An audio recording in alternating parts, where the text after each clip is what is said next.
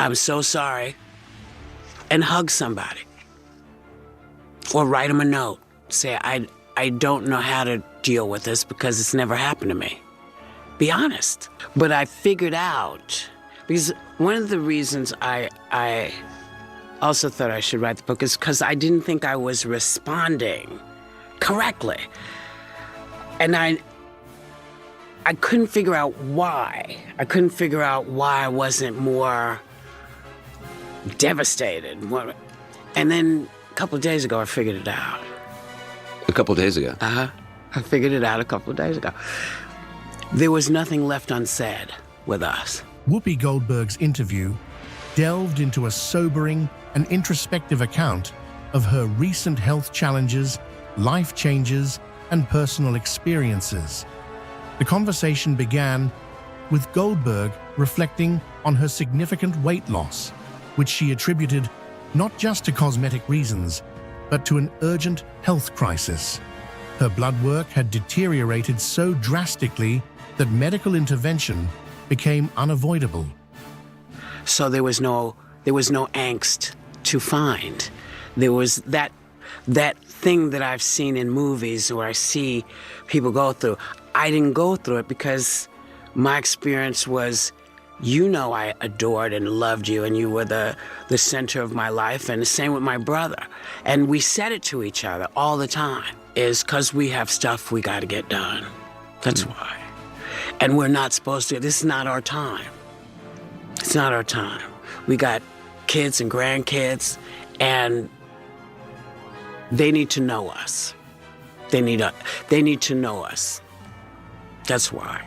That's my belief. After years of resisting treatment, fearing potential complications related to her thyroid, Goldberg found herself at a critical juncture where her body demanded urgent action. The gravity of her situation hit her hardest when she watched a recording of a show she had done for her birthday. Thinking about leaving. And then I thought, what a terrible thing that would be to do to my kid, to knowingly do to my kid, who actually likes me. She's a really good person and a fine woman, and she and her husband have raised 3 fine, very bizarre children. And why would you do that to them? Why would you leave them with that? Well, I say, no one who hasn't lost this way can understand. So you can't be mad at them for not saying the right thing, because even you don't know what the right thing is. So just let people love you. Let them come and love you, and just appreciate that they're not going to know what you're feeling. They're not going to they can't read your mind. But know that all of these things are going to be coming at you, and you're going to get really pissed off because why are you talking to me like this? It's because they don't know what to say. Goldberg was in her home in New York, planning to release the show when she paused the footage, barely recognizing the person on screen. I don't know, but I knew that I had to do it, and I wasn't sure whether I was in deep something about missing them, because they've been gone a while now. It's 11 years and 15, 16 years, and so I think I just was starting to forget a lot of stuff. Because when you have a sibling or you have somebody that's been with you from the beginning, they can say, no, it didn't happen that way. It happened this way. Yeah. But everyone's gone, and so I don't have. I have memories of things that happened, but I don't have specific dates or times. Despite maintaining a busy and successful career, Goldberg had been unaware of the silent dangers lurking in her body. The experience of almost losing her life without even realizing the gravity of the situation had clearly left a lasting impact on her. I talk about the fact that every Christmas she had, each night for about 11 nights, you wake up in the next morning and there's something painted on the window. And then the next day you wake up and there was a tree in the house. And I didn't know how she got the tree in the house because she wasn't a big woman, but by the time was done, it was all decorated. Throughout the interview, Goldberg touched on how such health struggles often go unnoticed, both by those living through them and by those around them. And she had made this wonderful thing. And the thing that she did always say to us is that she wanted us to be children as long as we could be. She wanted us to always be filled with wonder and magic and believe in things that everybody was going to tell me as an adult to stop believing and grow up. But she said, never lose it. Yeah, because I believe, listen, I believe that magic happens all the time. Yeah. It's a silent crisis that creeps up gradually until the body reaches a breaking point. Now, after coming through the other side, Goldberg is more acutely aware of her mortality and the importance of paying attention to her health, a realization that came too close to a fatal consequence. And because we are so married to our phones and married to our stuff, we don't always catch it. Yeah. But the kids catch it. Yeah. But we don't say to them, did something magical just happen? Did something just go on? Yeah. Because we forget that that's what they need. Yeah. They need a little something to take the pressure off the lives that we're having them live. Right. You know? This shocking realization was compounded by the memory of a film she had recently completed, where the crew had assumed she was wearing a fat suit. It wasn't a costume, it was her, and it was a stark reminder of how much her health had spiraled. For the first time, Goldberg confronted the possibility that her life had been in danger, not fully recognizing just how severe her physical condition had become. But our cousin Arlene, who is watching, who loves the show, she lives in Alabama, she took care of us, and my dad showed up and he took care of us. But, you know, in those days, kids were told nothing. Right. Parents just disappeared. Things happened. And for me, it was really kind of like, oh, so they've taken her to this hospital and no one's going to tell me anything, and I can't go see her. She admitted that those around her hadn't noticed the drastic changes either. The weight gain had been gradual, creeping up on her and her close ones without much notice. It was only after that critical moment of seeing herself on screen that she fully grasped the toll it had taken on her body. You now at least know, because I had to deal with this with my daughter. Yeah. Because when I got famous, I didn't realize that I too was leaving her because she and I had been like this. You know, we together. We were our own like you band. and your mother. Like me and my mother and my brother. We were that. Really annoyed with me later in life. I said, "What is the problem?" And I realized, oh my God, I did the same thing that my mother did, except that it wasn't my mother's choice. Right. I knew I was leaving. I knew why I was leaving and tried to, you know, explain it, which you can't do to an 8-year-old because they don't have they only have 8 years of life, which means they maybe have 4. Where your husband or your brother or any man involved in your life could make medical decisions for you. So my mother's father, my grandfather, and my dad and they weren't okayed it. Together anymore. No. They okayed that my mother get the shock treatment for 2 years. It just, you know, I do. The thing about grief is that there's no, you know, I say it in the book, you have to understand people don't know what to say.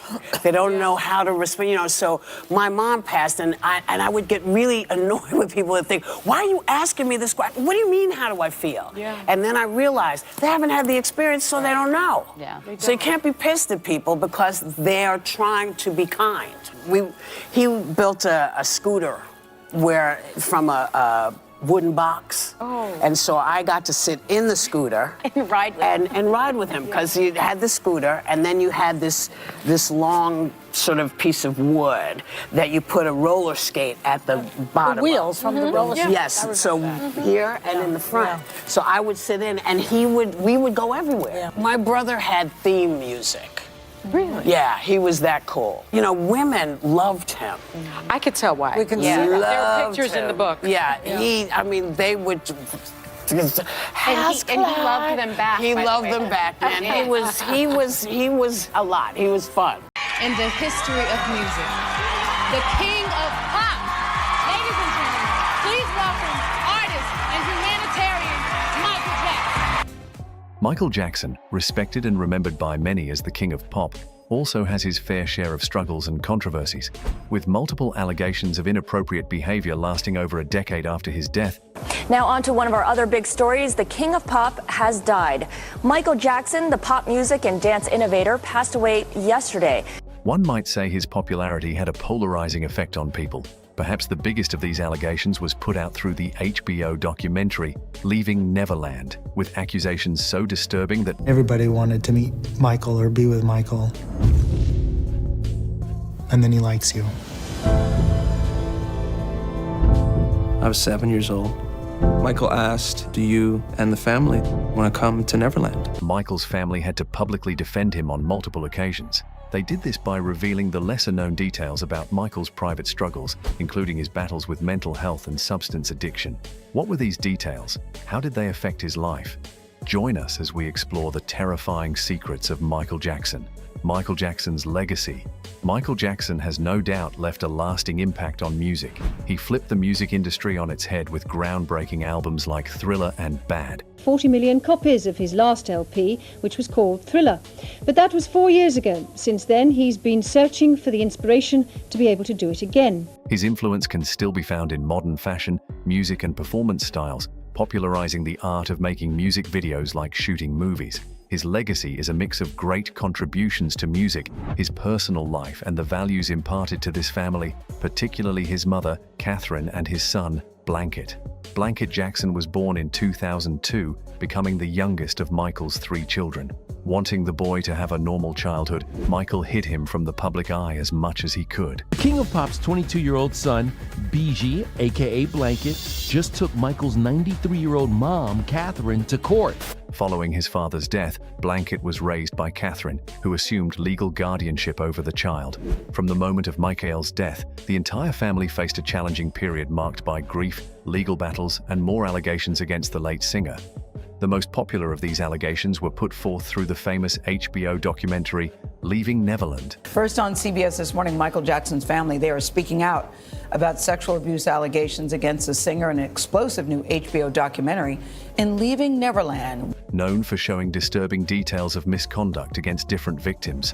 Members of Michael's family, including Catherine and Blanket, spoke out against these allegations, giving unexplored insights into what truly happened at the time. Based on the revelation given by Catherine and Blanket in this film, we will be analyzing the events following Michael's death, including the emotional toll it took on his family, the hidden truth behind the allegations made after he passed away, the legal dispute that followed, and also the secret struggles he put up with throughout his life. Michael Jackson was one of the most famous people on the planet. It turns out he was also the target of intensive FBI scrutiny. So without further ado, let's get to it. Secret struggles and pressures. Michael Jackson's childhood was filled with immense pressure from a very young age. This was mostly because of his early start in the music industry, as it is with a lot of children. Adding to the demanding nature of his family, it is fair to say Michael Jackson had a rough start in life. He was born on August 29, 1958 in Gary, Indiana. Michael Joseph Jackson was born on August 29, 1958 in Gary, Indiana. He first got into music in 1964 when he joined his older siblings in the band The Jackson Brothers. He came as the 8th of 10 children. The family was highly involved in music from the beginning. This was because Joe Jackson could see their talent for music from a very young age and was determined to turn them into superstars. So by the time Michael was 5 years old, he had already joined his older brothers in the family band, known to everyone as the Jackson 5. When it came to musical training, Joe Jackson was very strict and demanding. And we've learned that Joe Jackson, father of the Jackson 5, has died. The father of 10 would be remembered for how harsh he was in correcting his children, especially the ones who were involved in music. Not long after, he would justify his actions by saying it was necessary to make sure his children find success in the music industry. Though it was instrumental in shaping Michael's excellent attitude towards creating good music and performances, it came at the cost of a normal childhood. Thanks to rigorous rehearsals and flawless expectations from their father, the Jackson 5 were working several hours a day with immense pressure to be the best they could be. Michael barely had the chance to play with other children or have a social life, as his time was dominated by music practice, performances, and touring. Michael would speak about this in later interviews about the loneliness he often felt as a child. I wanted to play sometimes, and I couldn't, I had to go. Why couldn't? I had to go to the studio. He talked about how anxiety became a normal experience for him as a child because of how strict his father was. Michael was frequently afraid of him, dreading the next time the old man would use physical punishment to correct his mistakes. He used me as the example. It was like, do it like Michael. And he practiced us with a belt in his hand. And if you miss a step, expect to be... From that young age, he wanted to escape the spotlight and lead a fairly normal life. But the training from Joe was beginning to change him. As time went by, Michael inevitably began to genuinely love being a performer, and despite wanting to lead a normal life, he would find himself striving for more success as a musician. Michael's outstanding talent and instilled work ethic pushed him to unexpected levels of success. His strict musical experience from childhood influenced how he managed his career, leading him to set high standards in the music industry. Michael's mother, Catherine, would later explain in an interview how Joe's strictness naturally made the young man a perfectionist, at many times to a fault. You talked about his father being tough with them. Was he too tough? Or not, do you think? Did he have to be that tough? I didn't think he was too tough, but back in those days, everybody raised their children about the same. If you did something wrong, it was terribly wrong, you got a scolding for it, and you also got a licking, as they called it. Though something extraordinary came out of it, the experiences left lasting scars that would influence his struggles with identity, relationships, and self-esteem later in life. But the struggles from his formative years weren't everything he would have to deal with. That was just the beginning. Though Michael Jackson became one of the most popular musicians of the time, his stardom was marked by huge personal struggles. One of his main struggles was with public scrutiny. The media always seemed out to get him, despite his mainstream success and popularity. His appearance, personal life, and quirks were constantly under the press microscope. As time passed, Michael found it difficult to trust people. For a while, he became unable to tell if the people he met truly cared about him or were sent by the press to intrude on his private life. The media turned his life into a tabloid sensation, focusing on the controversial changes in his appearance, relationships, and lifestyle. What made it worse were the abuse allegations of 1993. Though the situation was settled out of court, it dealt a heavy blow to Michael's public image. Things only got worse in 2003 with another accusation that led to a highly publicized trial 2 years later. The court declared Michael cleared of all charges. The media has dissected and manipulated these allegations to reach their own conclusions. I ask all of you to wait and hear the truth before you label or condemn me. Don't treat me like a criminal, because I am innocent. But the pressures from the lawsuit would take a toll on his health. Once again, he was betrayed by those he trusted and hurt by many's willingness to believe the worst about him. It was a bad situation, but things were only about to get worse. During this time, Michael's health problems were escalating. First off, good afternoon from CBS News. This is Newsbreak.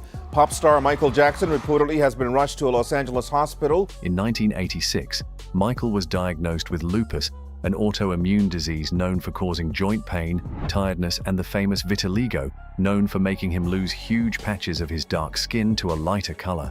To address this, Michael used makeup and skin lightening treatments to even out the tone. This only led to more scrutiny, with some critics making uninformed accusations about Jackson's change in appearance.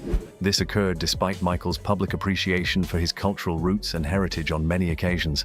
Other health issues he experienced include chronic pain and insomnia. Michael just had this chronic inability to sleep. I mean, I knew, having worked in the media for years, that he had a difficulty with it. I had no idea of how bad it was. Michael's chronic pain was linked to the 1984 accident during the filming of a Pepsi commercial. He suffered second-degree burns to his scalp, which contributed to the chronic pain he would deal with for most of his life. The unforgiving dance routines throughout his young career were starting to take a toll on his body, causing severe muscle and joint pain. All these issues would lead to countless medications, with the last being propofol, and benzodiazepine. Michael got poisoned by both drugs, leading to the major cardiac arrest that took his life in 2009. This is what's being reported by KTLA. Apparently, Michael Jackson suffered cardiac arrest this afternoon. He was rushed to UCLA Medical Center. A huge number of people never knew about Michael's many struggles until well after his death. Many of these details were made public thanks to the legal posthumous investigations and revelations given by Michael's mother, Catherine, and the rest of his family. Many thought this would put a lid on all controversies in Michael's life, but for over a decade after his death, the allegations kept coming. Leaving Neverland, the real secret. On January 25, 2019, Leaving Neverland was released. It was a documentary focusing on the abuse allegations against Michael Jackson by Wade Robson and James Safechuck, with disturbing details on claims of inappropriate behavior. Wade Robson and James Safechuck are featured in an explosive new documentary that premieres this weekend on HBO. And the ensuing psychological damage. The documentary caused widespread controversy and debate. Some believed the stories told in the film were true and were deeply moved, but others, especially his family, were crushed by it. They questioned the motives behind the film, arguing that Michael was innocent. What followed was a $100 million lawsuit by Michael Jackson's estate against HBO. It claimed that the documentary violated an agreement within a contract in 1992 between Michael and the network. Reports indicate that HBO had agreed through the contract not to make bad public remarks about the late singer, and airing this documentary went against that agreement. Later that year, the judge declared that the case must be moved outside of court, as the contract demanded. This meant that HBO and Michael's estate had to resolve things through a private arbitration. As of now, the process has still not been resolved, but is still ongoing with various motions and appeals. Both parties refused to back down, with the estate arguing that airing the documentary broke the agreement, while HBO argues that releasing the documentary is a part of free speech. Michael Jackson's family has repeatedly defended him against the allegations present in the documentary. They described the documentary as public lynching, criticizing the filmmakers for not taking an objective approach. First on CBS This Morning, Michael Jackson's family, they are speaking out about sexual abuse allegations against the singer in an explosive new HBO documentary, In Leaving Neverland. They argue that HBO should have asked them about their perspective and included it in the documentary. Their perspective, they believe, was a lesser-known aspect of Michael's life that was not explored enough in the film. While the documentary focused too much on the allegations, it failed to look into Michael's battles with these issues and how they impacted his behavior and decisions. Recent disclosures from the family indicate that Michael must have suffered from bipolar disorder, known for his extreme mood swings, erratic behavior, and the intense periods of creativity, followed by his lowest moments. Unknown to most viewers of the film, Michael's documented addiction to prescription medications was partly a result of the physical pain he endured from injuries and surgeries, also using it as a coping mechanism for his emotional pain. His over-reliance on these substances is what made his mental issues worse, leading to impaired judgment and behaviors that could be exploited by those around him. While the public saw Michael as a perfect figure, his private life was marked by struggles with huge problems. This adds more complexity to the narrative presented in the documentary, showing how Michael's vulnerabilities were exploited by the filmmakers to make him look evil. According to Catherine and others close to him, the film failed to consider Michael's mental health when evaluating his behavior and documenting the claims made against him. Tonight, the Jackson family firing back, saying explosive claims of sexual abuse in the film Leaving Neverland never happened. The documentary had a polarizing effect on the audience, with some fans reconsidering what they believed about Michael while others remained steadfast in their support of him. In light of all this, Michael's youngest son, Blanket, known as Biggie, has also been making headlines, particularly in his opposition to his grandmother, Catherine. What is this tension about? What events led to it? Well, this is where it gets interesting. The silent Jackson. Michael's youngest son, Blanket Jackson, has often been called the quiet Jackson because of how much he avoids staying in the limelight compared to his siblings. He has maintained a low profile and rarely makes public appearances, but there have been a few instances when the silent Jackson's actions made headlines. One of these moments was shortly after the release of the HBO documentary. Taj Jackson, a close relative, talked about this in an interview. He described this period as especially hard for Biggie, who had not talked to anyone while struggling with the attacks on his father's legacy. More recently, Biggie has once again come to the limelight by getting involved in legal disputes concerning the management of Michael Jackson's estate. It came to his notice that his grandmother Catherine had been using money from the estate for various legal matters. In a tangled legal skirmish within the Jackson family, Michael Jackson's youngest son, Blanket, also known as BG Jackson, has taken a stand against his grandmother, Catherine Jackson, including actions taken against the allegations mentioned in the Leaving Neverland documentary. This included the huge legal fees for public relations efforts and legal representation required for countering these claims. Aside from this, Catherine was also getting involved in legal battles concerning the sale of Michael's music, his other assets, and the overall management of the estate's finances. More legal fees were also needed in efforts to ensure proper financial oversight and transparency on how the funds have been used over the years. Catherine Jackson has done this largely to protect her grandchildren's assets and make sure Michael's assets are managed in a way that aligns best with his wishes. Despite this, Biggie filed legal papers to block his grandmother from using estate funds. The estate reports that Catherine Jackson had received over $55 million since her son died. The estate filed legal documents in their dispute with Catherine over the cost of her lawyer's fees. She expects the estate to pay for it. They claim that a significant amount of the money Catherine has spent since Michael died comes from a monthly allowance of over $160,000, adding up to 33 out of the $55 million in over 10 years. The latest filing by the estate claims that Catherine is well taken care of by the estate, spending more than $15 million to buy and improve her home, along with fees for transportation, a private gardener, a chef, and security. Both Biggie and the estate executors argue that Catherine can afford her attorney's fees and does not need to use money from the estate to do it. Despite their disagreement, Biggie and his grandmother agreed not to sell the property. They only differ on her usage of the estate's funds to fix legal issues. Biggie's attorneys reported that Biggie wanted to keep the whole thing a secret, not wanting the world to know he was in a legal battle with his grandmother. Michael Jackson's family is in the midst of an ongoing legal battle. The King of Pop's son, BG Jackson, formerly known as Blanket, is taking his grandmother Catherine to court in an effort to prevent her from using his late father's estate funds to appeal a previous ruling. But keeping it secret meant it couldn't have been presented in court, making the legal dispute pointless to begin with. Michael's other children had their positions on the matter, but chose to keep it secret. None of them wanted the matter to become more open than it already was. Aside from this, Biggie has also voiced his desire to honor his father's legacy, reflecting his passion for climate change. He stated how important it is for everyone in his generation to at least know about it. In the few times he speaks, he often highlights the positive impact his father had on him and the world. He would often include the values instilled in him and his siblings by Michael, described by many as the most affected by his father's loss. Fans across the world resonate with this, and they continue to voice their opinions on the matter, standing by Michael and his family in defending and celebrating his legacy. So what do you think? Are the allegations true? Was Biggie right to stand against his grandmother on how she handled the matter? If you enjoyed the video, make sure you like, share, and subscribe. Also, click the next video shown on your screen. You will enjoy it. Some of you here tonight or watching at home, you were there with us in 2004, in 2008, 2012.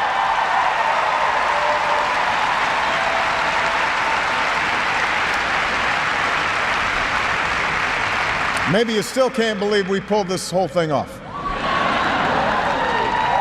Let me tell you, you're not the only ones. The Obama family's story is one of remarkable achievements, resilience, and public scrutiny. As the first African-American president of the United States, Barack Obama brought his family into the spotlight in a way that few others have experienced. His daughters, Malia and Sasha Obama, grew up under the unique circumstances of living in the White House, which significantly shaped their childhood and adolescent years. Their journey from Chicago to the nation's most iconic residence is a tale of adaptation, privacy struggles, and personal growth against a backdrop of unprecedented public interest. Before their transition to the White House, the Obama family was firmly rooted in Chicago. Michelle LaVaughn Robinson, girl of the South Side.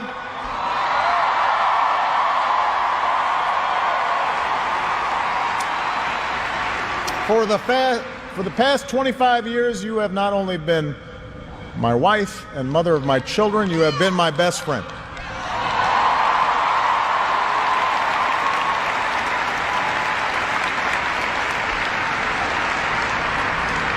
You took on a role you didn't ask for, and you made it your own, with grace and with grit and with style and good humor.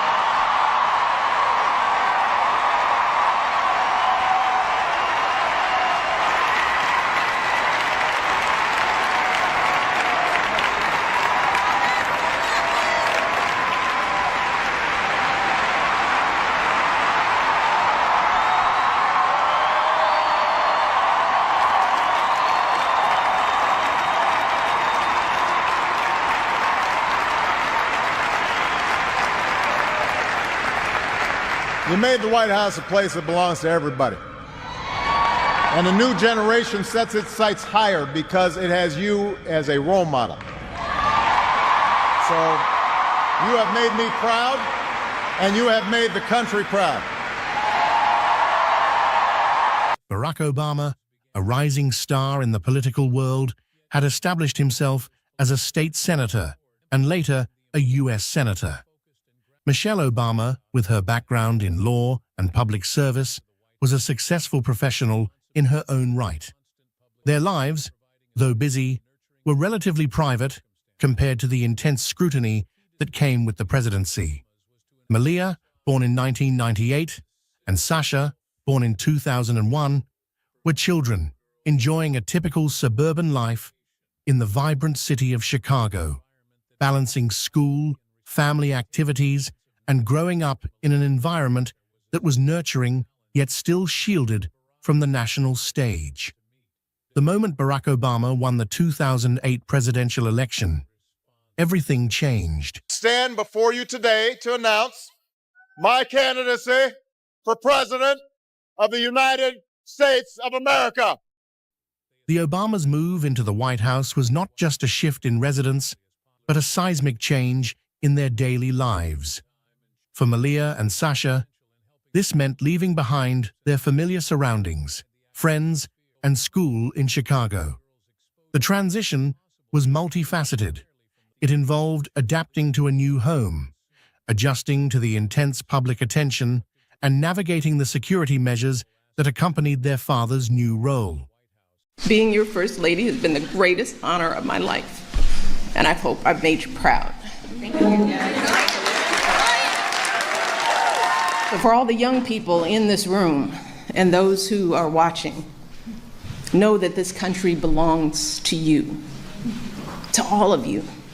Do not ever let anyone make you feel like you don't matter or like you don't have a place in our American story, because you do. And you have a right to be exactly who you are. I want our young people to know that they matter, that they belong. So don't be afraid. You hear me? Young people, don't be afraid. Be focused. Adjusting to life in the White House was a challenge for the Obama sisters. The historic residence, with its grand rooms and formal setting, was a far cry from the family home they had known. Malia and Sasha were thrust into the public eye, their every move watched by a global audience. The Secret Service became an integral part of their lives, providing security, but also limiting their freedom. Simple activities like going out with friends or attending school events required meticulous planning and coordination with the security team, which often impacted their sense of normalcy. Michelle Obama, with her deep commitment to her family, took an active role in managing the transition for her daughters. She was determined to maintain a semblance of normalcy for Malia and Sasha, despite their new high-profile status. Michelle, who had always valued education and stability, worked tirelessly to ensure that her daughters continued their schooling with as little disruption as possible. She was deeply involved in selecting their schools and advocating for their well-being amidst the upheaval of living in the White House. One of the significant challenges the Obama sisters faced was the intense media scrutiny. As the children of the president, Their lives were under constant surveillance, and their private moments were often publicized. This scrutiny ranged from the innocent, like their fashion choices and school activities, to the more invasive aspects of their personal lives. Be empowered. And when you encounter obstacles, because I guarantee you, you will, and many of you already have, when you are struggling and you start thinking about giving up, I want you to remember something that my husband and I have talked about since we first started this journey nearly a decade ago. Something that has carried us through every moment in this White House and every moment of our lives. And that is the power of hope. The belief that something better is always possible if you're willing to work for it and fight for it, because that is what moves this country forward every single day. Our hope for the future and the hard work that hope inspires. So that's my final message to young people as First Lady. It is simple. The media attention was not just an inconvenience, but a source of stress that had to be managed carefully to avoid overwhelming the young girls. Despite these challenges, Malia and Sasha adapted to their new environment with resilience. Their educational experiences were particularly notable.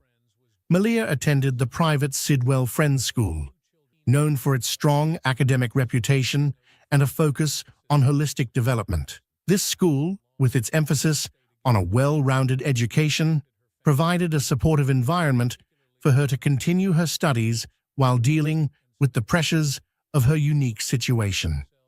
Sasha, too, attended Sidwell Friends, where she could benefit from the same supportive academic environment. Michelle Obama's memoir, Becoming, offers a detailed glimpse into the family's life during these years. In the memoir, Michelle reflects on the challenges and joys of raising her daughters in the White House. She discusses the ways in which she and Barack worked to provide their children with a sense of normalcy and the importance of maintaining their values despite the pressures of public life. Michelle's candid reflections offer insight into her parenting philosophy and the ways in which she navigated the complexities of her role as both a mother and First Lady. I realize because we generally just don't include the girls, we've tried to normalize their lives as much as possible. So a lot of the stuff we do, they're like regular kids. They're running in the opposite direction of what we do. They're not here now. They're trying to hang with their friends. But I realized that they hadn't been to a state dinner. Now, all these years, they had never been to a state dinner. So I thought, you know, when they look back on this time, when they are talking to their kids and they're like, Mom, did you ever go to a state dinner? And they'd say no. I would feel pretty bad about that. So we thought we're gonna invite them to one, and they got to do the, big girl dress up thing. One of the more publicized aspects of the Obama sisters' lives was their involvement in various public events. They attended state functions, participated in charitable activities, and occasionally made appearances with their parents. These public moments, while often well received, also added to the pressure of growing up in the spotlight. Malia and Sasha were not merely passive participants in these events. They were active, engaging individuals who navigated the complexities of their roles with a remarkable degree of grace. Malia's gap year, a period before she began her studies at Harvard University, was a particularly notable chapter in her life. To sit through the other inauguration,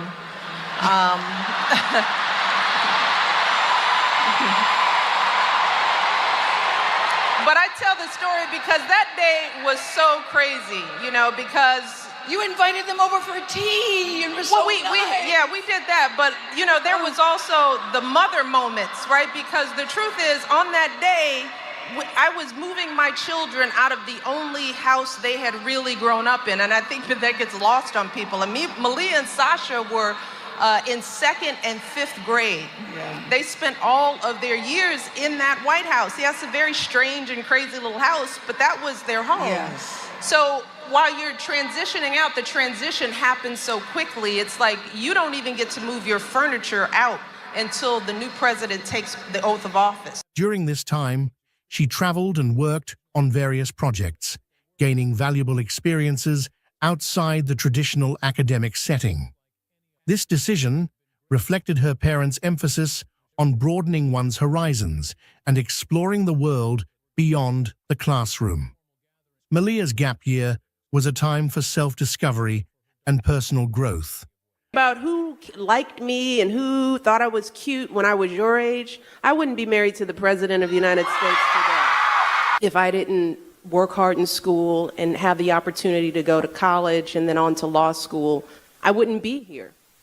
So I think it's imperative, and it is part of my passion and my mission to make sure that every girl on the planet has the same opportunity that I've had, that my daughters have, and I want to make sure that all of you here in the United States are taking advantage of the opportunities that you have as well. I want you to be that hungry to get your education because it is going to be the key to your future. Allowing her to step back from the intense public scrutiny and focus on her own interests and aspirations.